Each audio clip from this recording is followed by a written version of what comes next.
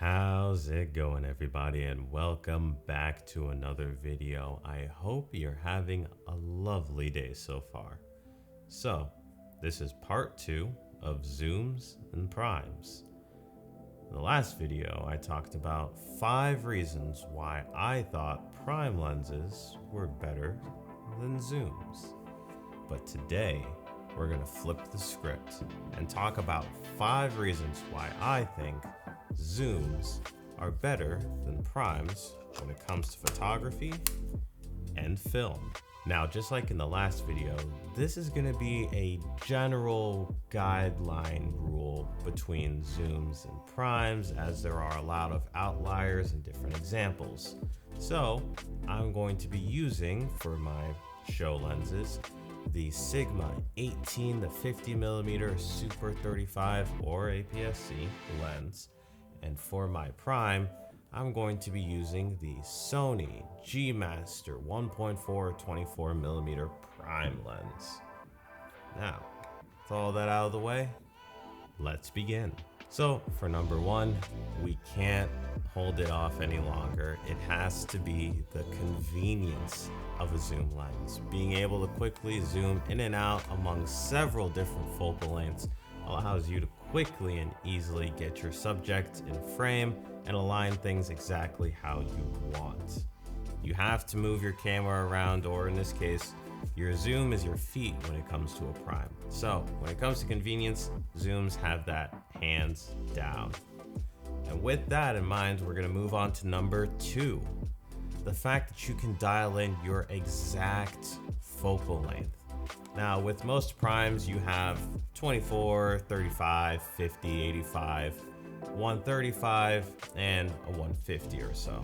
But you don't really get any specific focal length in between those. Now, you will get the occasional outlier here or there, but it is so easy to be able to set, say, for example, 36.75 as a focal length on a zoom lens.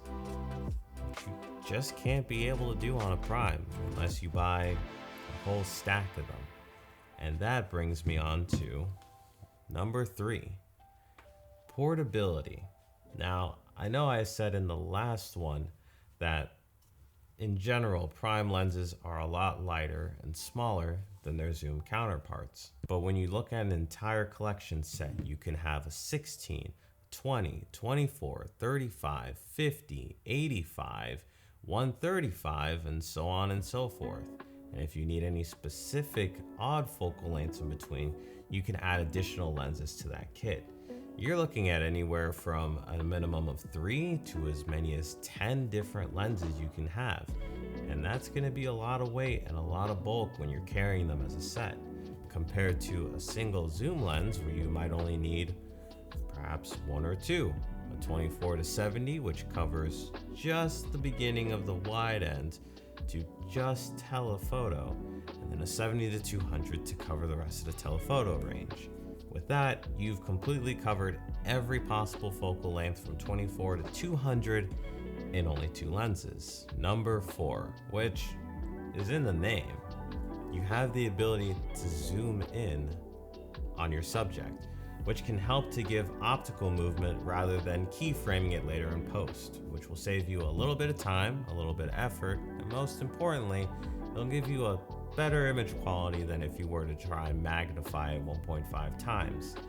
This is why a lot of cinema and camera crews have 8K and even 12K sensor cameras, because when they're downscaling it to 4K in post-production, they can zoom in on any necessary parts that they need without loss of quality. And finally, number 5 is the cost. Asterisk provided. Now, just like in the last one, I said that primes were cheaper, which is true because they require less glass and a more simplistic design, ergo they can be cheaper.